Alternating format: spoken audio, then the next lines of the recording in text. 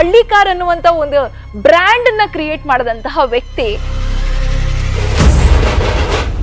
ಒಂದಿಷ್ಟು ಜನರಿಗೆ ಇನ್ಸ್ಪಿರೇಷನ್ ಇವರು ಅಂತಾನೆ ಹೇಳ್ಬೋದು.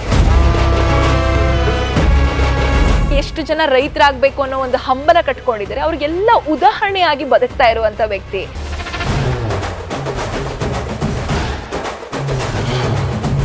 ನಿಮ್ಮ ಭಾಷೆಯನ್ನ ನೋಡಿದಾಗ ಏನೋ ಒಂದು ವಿಶೇಷತೆ ಇದೆಯಲ್ಲ ಈ ಭಾಷೆಯಲ್ಲಿ. ನಮ್ದು ಒರಿಜಿನಲ್ ಭಾಷೆ ಮೇಡಮ್, ನಾವು ಗೃತ್ ಭಾಷೆ ನಮ್ದು. ನನಗೆ ಶತ್ರುಗಳಿಲ್ಲ. ನನ್ನ ಶತ್ರು ನನಗೆ ಇನ್ನೂ ಹೆಚ್ಚಾಗಿರ್ಬೇಕು, ನಾನು ಸರ್ ಸಾಮಾನ್ಯವಾಗಿರ್ಬೇಕು. ಇವೆರಡೂ ಅಲ್ಲ ಅಂದವಾಗ ಎಲ್ಲಿಂದ ಬರ್ಬೇಕು ಶತ್ರುತ್ವ?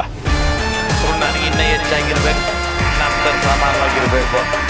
ನೋಡಿ ಮೇಡಮ್, ಮನುಷ್ಯ ಕರೆಕ್ಟ್ ಅರ್ಥ ಮಾಡ್ಕೊಂಡವನಾದ್ರೆ ಬಿಗ್ ಬಾಸೇ ಒಂದು ಲೈಫು. ಒಳಗಡೆ ನೋಡ್ರಿ, ನಮ್ಮ ಜನನೇ ನಮ್ಮನ್ನು ನೋಟ್ ಮಾಡ್ತಾರೆ, ನಮ್ಮನ್ನೇ ಗೆಲ್ಸ್ಬೇಕಂತ ಅವ್ರ ಬಾಯಿಗೆ ಬಂದಿರೋರು ಅವರೇ ನಮ್ಮನ್ನು ಎಲಿಮಿನೇಟ್ ಮಾಡೋದಕ್ಕೆ ನಾಮಿನೇಷನ್ ಮಾಡ್ತಾರೆ. ಇಷ್ಟೇ ಇರೋದು ಜೀವನ. ಹುಲಿ ಉಗ್ರು ಅನ್ನೋ ವಿಚಾರಕ್ಕೆ ಒಂದು ರೈತನ ಮಗನಗೋಸ್ಕರ ಹೋರಾಟ ನಡೀತೈತಿ ಈಚೆ. ಆಮೇಲೆ ಕಾಯ್ದೆನೇ ಚೇಂಜ್ ಮಾಡ್ತಾರೆ ಗೌರ್ಮೆಂಟ್ ಅಲ್ಲಿ ಅಂದ್ರೆ 3 ತಿಂಗಳು. ಗ್ರೇಟ್ ತಾನೇ ನಾವು ಹಳ್ಳಿಕಾರ್, ಗ್ರೇಟ್ ತಾನೇ ನಮ್ಮ ನಿಮ್ಮ ಮದ್ವೆ ವಿಚಾರದಲ್ಲೂ ಕೂಡ ಸಾಕಷ್ಟು. ಹೌದು ಮೇಡಮ್, ನಿಮ್ಗಾಗೈತಾ ಮದ್ವೆ? ಹೌದು ಸರ್. ಹೌದಾ? ವೈಯಕ್ತಿಕ ಇಷ್ಟವರೆಗೂ ಮಾತಾಡ್ಬೋದು ನಾವು. ಮದ್ವೆ ಆಗೈತಾ ಬಿಟ್ಟಾಯ್ತಾ ಅಂತ ಮಾತಾಡ್ಬೋದು. ಬೇರೆ ಏನ್ ಮಾತಾಡಕ್ ಸಾಧ್ಯ? ಆಗಿದ್ದೀನಿ, 2ನೇ ಮದ್ವೆ ಆಗಿದ್ದೀನಿ. ಏನ್ ಇವಾಗ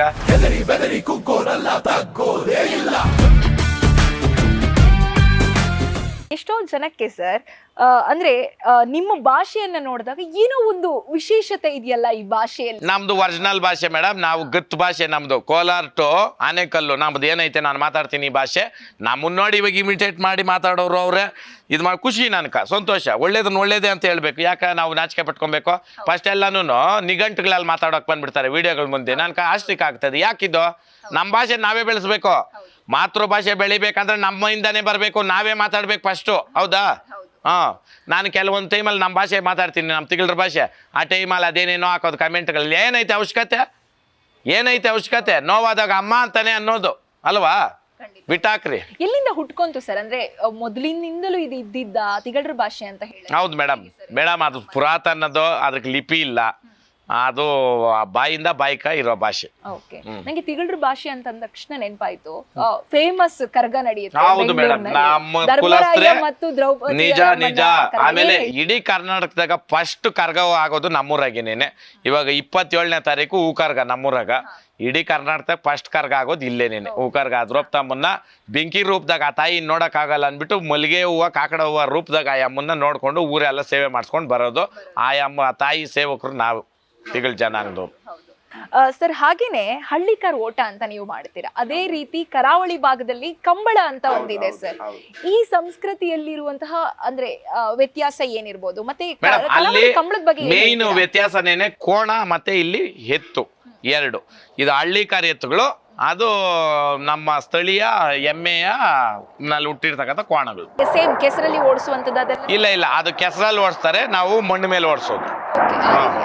ಹೊಲದಲ್ಲಿ ಓಡಿಸೋದು ನಮ್ದು, ಕೆಸರ ಮಾಡಿ ಓಡಿಸೋದು ಕಂಬಳ. ಕರಾವಳಿ ಕಂಬಳದ ಬಗ್ಗೆ ಏನ್ ಹೇಳ್ತೀರಾ? ಹೌದು ಮೇಡಮ್, ನಾನೇನ್ ಹೇಳ್ತೀನಿ ಅಂದ್ರೆ, ಒಂದು ತಳಿ ಬಗ್ಗೆ ಅವರು ಪ್ರೀತಿ ಇಟ್ಕೊಂಡು ದನಾನ್ ಇದು ಎಮ್ಮೆ ಕೋಣಗಳನ್ನ ಸಾಕೊಂಡು ಅದನ್ನ ಅಭಿವೃದ್ಧಿ ಮಾಡ್ತಾವ್ರೆ. ಅದೇ ರೀತಿನಲ್ಲಿ ನಾವು ಇವತ್ತು ಹಳ್ಳಿಕಾರ್ ನೋಡ್ರಿ, ಕಂಬಳ ಅನ್ನೋದು ಒಂದು ಭಾಗ, ಹಳ್ಳಿಕಾರ್ ಅನ್ನೋದು 100 ಭಾಗ. ಯಾಕಂದ್ರೆ ಪ್ರಪಂಚ ಎಲ್ಲ ಐತೆ ಹಳ್ಳಿಕಾರ್ ಕಟ್ಟಿರೋರು. ಅದು ಅಲ್ಲಿ ಅಂದ್ರೆ ಅದ್ರ ಮಹತ್ವ ಅವ್ರು ಉಳಿಸ್ಕೊಂಡವ್ರೆ. ತುಂಬ ಹ್ಯಾಟ್ಸ್ ಆಫ್ ಅವ್ರಿಗೆ, ಭಗವಂತನು ಒಳ್ಳೇದು ಮಾಡಲಿ. ಅದೇ ರೀತಿಯಲ್ಲಿ ನಮ್ಮದು ಹಳ್ಳಿಕಾರು ಇವತ್ತು ದೊಡ್ಡ ಮಾಡ್ದಾಗ ಎಮ್ಮಾರ್ ಆಗಿ ಆಲ್ಮಾರಾಗಿ ಬೆಳೆದೈತೆ. ಇದೇ ರೀತಿಯಲ್ಲಿ ಬೆಳ್ಕೊಂಡು ಹೋಗ್ಲಿ. ಮುಖ್ಯವಾಗಿ ಸರ್, ನಿಮ್ಮ ಲೈಫ್ ನ ಒಂದು ದೊಡ್ಡ ಟರ್ನಿಂಗ್ ಪಾಯಿಂಟ್ ಬಿಗ್ ಬಾಸ್ ಬಗ್ಗೆ ಏನ್ ಹೇಳ್ತೀರಾ? ಬಿಗ್ ಬಾಸ್ ಒಂದು ಒಳ್ಳೆ ವೇದಿಕೆ.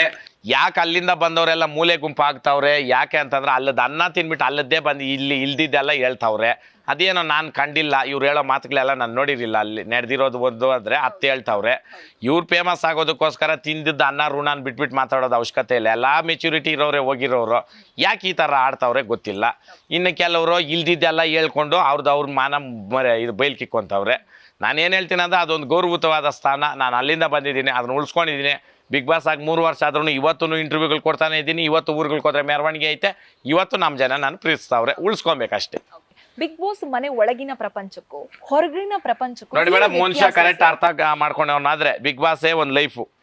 ಒಳಗಡೆ ನೋಡ್ರಿ ನಮ್ಮ ಜನನೇ ನಮ್ಮನ್ನ ವೋಟ್ ಮಾಡ್ತಾರೆ, ನಮ್ಮನ್ನೇ ಗೆಲ್ಸ್ಬೇಕಂತ ಅವ್ರ ಬಾಯಿಗೆ ಬಂದಿರೋರು ಅವರೇ ನಮ್ಮನ್ನ ಎಲಿಮಿನೇಟ್ ಮಾಡೋದಕ್ಕೆ ನಾಮಿನೇಷನ್ ಮಾಡ್ತಾರೆ. ಇಷ್ಟೇ ಇರೋದು ಜೀವನ, ನಾನು ತಿಳ್ಕೊಂಡಿರೋದು. ಅದೇ ಜೀವನ ಇಲ್ಲಿ. ಈಚೆ ಕಡೆ ನಮ್ಮವ್ರನ್ನ ಅಣ್ಣ ಜೈ ಅಂದವ್ರೆ ತಾನೇ ಇಕ್ಕೋದು ಕೆಲವ್ರು. ಹೌದು, ಖಂಡಿತ ಸರ್. ಬಿಗ್ ಬಾಸ್ ಮನೆಯಿಂದ ನಿಮ್ಗೆ ಸಾಕಷ್ಟು, ನಾನು ಅಲ್ಲಿ ನೋಡ್ತಾ ಇದ್ದಾಗ ನಿಮ್ಮ ವ್ಯಕ್ತಿತ್ವ ಬಹಳ ದೊಡ್ಡದು ಅನ್ನುವಂಥದ್ದು, ಮತ್ತೆ ನೀವು ಸ್ನೇಹಕ್ಕೆ ಕೊಡುವಂತಹ ಬೆಲೆ ಇರ್ಬೋದು, ಇನ್ನೊಂದು ಜೀವಕ್ಕೆ ಅಂದ್ರೆ ಇನ್ನೊಂದು ಮನುಷ್ಯನು ತನ್ನಂತೆ ಒಂದು ಆತ್ಮ ಅನ್ನುವಂಥ ಗೌರವ ನೀಡುವಂಥದ್ದು ಇರ್ಬೋದು, ಅದನ್ನೆಲ್ಲ ನಾನು ನೋಡ್ಕೊಂಡ್ ಬಂದಿದ್ದೀನಿ. ಹಾಗಾಗಿ ಕೇಳ್ತಾ ಇದ್ದೀನಿ, ಆದ್ರೆ ನೀವು ಹೊರಗಡೆ ಬಂದ ಮೇಲೆ ಒಂದಿಷ್ಟು ನಿಮ್ಮ ಮೇಲೆ ಮಾತಿನ ಬೇರೆ ಬೇರೆ ರೀತಿಯ ದಾಳಿ ಆಗತ್ತೆ, ಒಂದಿಷ್ಟು ಶತ್ರುಗಳು ಅನ್ನುವ ರೀತಿಯಲ್ಲಿ ಕಾಣಿಸ್ಕೋತಾರೆ. ಇದ್ರ ಬಗ್ಗೆ ಏನ್ ಹೇಳ್ತೀರಾ? ನನಗೆ ಶತ್ರುಗಳಿಲ್ಲ. ನನ್ನ ಶತ್ರು ನನಗಿನ್ನ ಹೆಚ್ಚಾಗಿರ್ಬೇಕು, ನಾನು ಸರ್ ಸಾಮಾನ್ಯವಾಗಿರ್ಬೇಕು. ಇವೆರಡೂ ಅಲ್ಲ ಅಂದವಾಗ ಎಲ್ಲಿಂದ ಬರ್ಬೇಕು ಶತ್ರುತ್ವ? ನಂದೇನು ತಿಂದವ್ರಾ? ಇಲ್ಲ. ಕೆಲವರು ತಿಂದವ್ರೆ, ತಿಂದ್ಬಿಟ್ಟು ಮಾತಾಡವ್ರೆ. ಭಗವಂತನ ಕೊಡ್ತಾನೆ ಉತ್ತರ. ಅನ್ನ ಹಾಕಿದ ಮನೆ ಗೊಬ್ಬರ ಚೆಲ್ಲಿದ್ವಲ್ಲ ಯಾವತ್ತೂ ಕೆಡಲ್ಲ, ಹೌದಾ? ಅದು ಅವ್ರು ಅನುಭವಿಸ್ಕೊಂಡು ಹೋಗ್ತಾರೆ. ಶತ್ರುತ್ವ ಅಂದ್ರೆ ಯಾವ್ದ್ರಿ ಶತ್ರುತ್ವ? ನಾನು ಜಮೀನು, ನಾನು ಆಸ್ತಿ ನನಗೆ ಬಂದರೆ ಬಿಡ್ತೀನಿ. ನಾನು ಇನ್ಯಾವ್ದ ಮಾತಾಡ್ಕೊಂಡ್ರೆ ನಾನು ಯಾಕೆ ತಲೆ ಕೆಡ್ಸ್ಕೊಂಡ್ಲೆ? ಬಿಟ್ಟಾಕ್ರಿ, ಶತ್ರುಗಳೇ ಇಲ್ಲ. ಸೊಳ್ಳೆ ಇವಾಗ ಮಲ್ಕೊಂಡಿರ್ತೀರಾ, ಬಂದ್ ಗುಯ್ ಅಂದ್ರೆ ಅದ್ರ ಶತ್ರು ಅಂತ ಅನ್ಕೊಂಡು ಯುದ್ಧಕ್ಕೆ ಓದ್ತೀರಾ? ಅದ್ರ ಮೇಲೆ ಓದ್ತೀರಾ? ಏನ್ ಮಾಡ್ತೀರಾ? ಆಲ್ ಔಟೋ ಇಲ್ಲ ಸೊಳ್ಳೆ ಬತ್ತಿನೋ ಅನ್ಸಿದ್ರೆ ಮುಗೀತ ಅದ್ರ ಕತೆ. ಕರೆಕ್ಟ್ ಅಣ್ಣ? ಅದ್ರಕ್ಕೆ ಹೋಗಿ ಯುದ್ಧ ಮಾಡೋಣ ಬರ್ರಿ ಅನ್ಬಿಟ್ಟು ಆಯುಧಗಳನ್ನ ತರಿಸಿ ಓದ್ತೀರಾ? ಅಷ್ಟೇ. ಇವೆಲ್ಲಾನು ಎಲ್ಲಾರ್ಗೂ ಅದೇ ಉತ್ತರನೇ, ಸೊಳ್ಳೆ ಬತ್ತಿ ಆಲ್ ಔಟ್. ಕರೆಕ್ಟ್ ಅಣ್ಣ? ಸೊಳ್ಳೆ ಮೇಲೆ ಯುದ್ಧಕ್ಕೆ ಹೋಗೋದು, ಇವ್ರ ಮೇಲೆ ನಾನು ಹೋಗೋದು, ಎರಡು ಒಂದೇ ತಾನೆ. ನಾನು ತಿಂದಿದ್ದೀನಿ ಅವ್ರದ, ಇಲ್ಲ ಏನನ್ನ ಕೊಡ್ಬೇಕಾ ಹಾಕ್ರಿ ನ್ಯಾಯಕ್ಕ, ಇಲ್ಲ ಅವ್ರು ಏನನ್ನ ಮೋಸ ಮಾಡಿದ್ದೀನ ಕೇಳ್ಬೋದು, ಹೌದಾ? ಇದೇನು ಗೊತ್ತಾ, ಸೊಳ್ಳೆ ನಿದ್ದೆ ಹೋಗಕ್ಕೆ ಬಿಡಲ್ಲ. ಹಂಗೆ ಇವರು ನಾನೇನು ತಪ್ಪು ಮಾಡಕ್ ಹೋದ್ರೆ ಇವ್ರು ಬಿಡಲ್ಲ. Very good, all the best. ಇದೇ ತರ ಇರ್ರಿ ನೀವು. ಅಷ್ಟೇ ಅಷ್ಟೇ. ರಿಯಾಲಿಟಿ ಶೋ ಹೋಗ್ತೀರಾ ಸರ್, ತುಂಬಾ ಫೇಮಸ್ ಆಗಿರ್ತೀರಾ, ನಿಮ್ಮ ವ್ಯಕ್ತಿತ್ವ ಜನಕ್ಕೆ ಇಷ್ಟ ಆಗಿರುತ್ತೆ. ಅಂತ ಸಮಯದಲ್ಲಿ ಒಂದು ಹುಲಿ ಉಗ್ರು ಅನ್ನೋ ವಿಚಾರಕ್ಕೆ ಪ್ಲಸ್ ನೋಡ್ರಿ, ಒಂದು ರೈತನ ಮಗನ್ಕೋಸ್ಕರ ಹೋರಾಟ ನಡೀತೈತಿ ಈಚೆ. ಆಮೇಲೆ ಕಾಯ್ದೆನೇ ಚೇಂಜ್ ಮಾಡ್ತಾರೆ ಗೌರ್ಮೆಂಟ್ ಅಲ್ಲಿ ಅಂದ್ರೆ 3 ತಿಂಗಳು. ಗ್ರೇಟ್ ತಾನೇ ನಾವು ಹಳ್ಳಿಕಾರ್, ಗ್ರೇಟ್ ತಾನೇ ನಮ್ಮ ಓರಿ, ಹೌದಾ? ಜೈ ಹಳ್ಳಿಕಾರ್ ಅಂದ್ರೆ ಜೈ ಹಳ್ಳಿಕಾರ್ ಬಿಟ್ಟಾಕ್ರಿ ಬರ್ತಾ ಉತ್ತರ. ಓಕೆ, ನಿಮ್ಮ ಮದ್ವೆ ವಿಚಾರದಲ್ಲೂ ಕೂಡ ಸಾಕಷ್ಟು ಹೌದು ಮೇಡಮ್. ನಿಮ್ಗೆ ಆಗೈತಾ ಮದ್ವೆ? ಹೌದು ಸರ್. ಹೌದಾ? ವೈಯಕ್ತಿಕ ಇಷ್ಟವರೆಗೂ ಮಾತಾಡ್ಬೋದು ನಾವು. ಮದ್ವೆ ಆಗೈತಾ ಬಿಟ್ಟಾಯ್ತಾ ಅಂತ ಮಾತಾಡ್ಬೋದು. ಬೇರೆ ಏನ್ ಮಾತಾಡಕ್ ಸಾಧ್ಯ? ಆಗಿದ್ದೀನಿ, 2ನೇ ಮದ್ವೆ ಆಗಿದ್ದೀನಿ. ಏನ್ ಇವಾಗ ನಮ್ಗೆ ಬೇಕು, ನಾವ್ ಆಗಿದ್ದೀರಿ.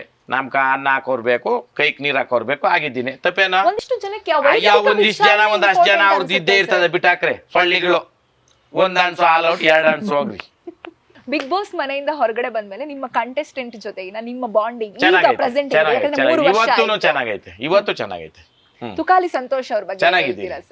ತುಂಬಾ ಚೆನ್ನಾಗಿದ್ದೀರಾ. ಓಕೆ, ಸುದೀಪ್ ಸರ್ ಬಗ್ಗೆ ಏನ್ ಹೇಳ್ತೀರಾ? ಅವರು ಒಂದು ಅಣ್ಣನ ಸ್ಥಾನ. ಚೆನ್ನಾಗಿದ್ದೀರಿ. ಅವ್ರ ಮನೆಗೆ ಹೋದ್ರೆ ಗೌರವ ಕೊಡ್ತಾರೆ. ನಮ್ಮನ್ನ ಅವ್ರ ಮನೆ ಮೇಲೆ ಅವ್ರದೇ ಒಂದು ಇದಿಟ್ಕೊಂಡಿದ್ದಾರೆ, ಏನು ಅಂತಂದ್ರೆ ಕಿಚನ್, ಓಪನ್ ಕಿಚನ್, ಅದ್ರಲ್ಲಿ ಅವರೇ ಕುಕ್ ಮಾಡ್ತಾರೆ. ಚೆನ್ನಾಗಿದ್ದೀರಿ ನಾವು. ಓಕೆ, ಈಗ ಬಿಗ್ ಬಾಸ್ ನಡೀತಾ ಇದೆ ಸರ್, ಅಲ್ಲಿ ಒಂದ್ ರೀತಿಯಲ್ಲಿ ಸ್ಟಾರ್ ಆಗಿ ಮಿಂಚ್ತಾ ಇರೋರು ಗಿಲ್ಲಿ ಅವರು. ಏನ್ ಹೇಳ್ತೀರಾ? ಯಾರು ಡಿಸರ್ವಿಂಗ್ ಅವರು ಅವ್ರು ಗೆಲ್ಲಿ, ಒಳ್ಳೇದಾಗ್ಲಿ ಎಲ್ರಿಗೂ. ಓಕೆ, ಲಾಸ್ಟ್ ಕಂಟೆಸ್ಟೆಂಟ್ ಅಂದ್ರೆ ಲಾಸ್ಟ್ ಇಯರ್ ಇದ್ದಂತಹ ಕಂಟೆಸ್ಟೆಂಟ್ ನ ಈ ಸಲ ಬಿಗ್ ಬಾಸ್ ಮನೆಯೊಳಗೆ ಬಿಟ್ಟಿದ್ರು. ಅವಕಾಶ ಕೊಟ್ಟಿದ್ರೆ ನೀವು ಹೋಗ್ತಾ ಇದ್ರ ಸರ್, ಅಥವಾ ನಿಮ್ಗೂ ಏನಾದ್ರು ಅವಕಾಶ ಬಂದಿತ್ತು? ನಾನು ಹೋಗ್ತಾ ಇರ್ಲಿಲ್ಲ. ಏನಾದ್ರು ಅವಕಾಶ ಬಂದಿತ್ತ ಸರ್? ಇಲ್ಲ. ಓಕೆ, ಕೊನೆದಕ್ಕೆ ಸರ್ ಒಂದು 5 ವರ್ಡ್ ನ ಹೇಳ್ತೀನಿ, ಅದಕ್ಕೆ ನಿಮಗೆ ಅನ್ಸದ ಒಂದು ಪದದಲ್ಲಿ ಉತ್ತರಿಸಿ. 5 ವಿಚಾರ. ಓಕೆ, ಗೋಮಾತೆ ಸರ್. ತಾಯಿ ಆದ್ಮೇಲೆ ತಾಯಿ. ಓಕೆ, ಹಳ್ಳಿಕಾರ್. ನನ್ನ ಜೀವ. Okay, Sudeep sir. ಒಂದು ಅಣ್ಣನ ಸ್ಥಾನ. Big boss. ಒಂದು ಒಳ್ಳೆ ವೇದಿಕೆ ಯೂಟಿಲೈಸ್ ಮಾಡ್ಕೊಂಡ ಬುದ್ಧಿವಂತಕ. ಓಕೆ, ರೈತ ಸರ್. ಜೀವಾಳ.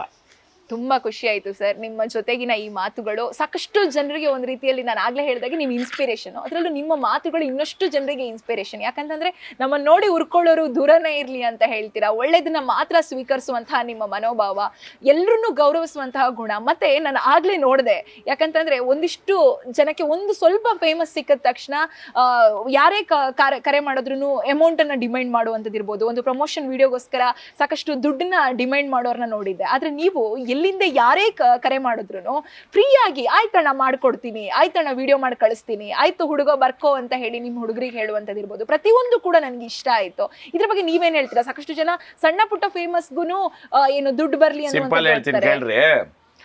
ಆಟಕ್ಕೋಸ್ಕರ ಗೆಲ್ಲೋದಕ್ಕೋಸ್ಕರ ಮೋಸ ಮಾಡಿ ಗೆದ್ದು ಅನ್ಯಾಯ ಮಾಡಿ ಗೆಲ್ಲೋದು ಅದು ಗೆಲುವಲ್ಲ.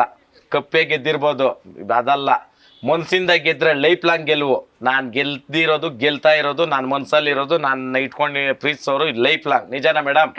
ನಿಮ್ ಲೈಫಲ್ಲಿ ಒಂದು ಸ್ಥಾನ ಐತಾ ನನ್ಕ?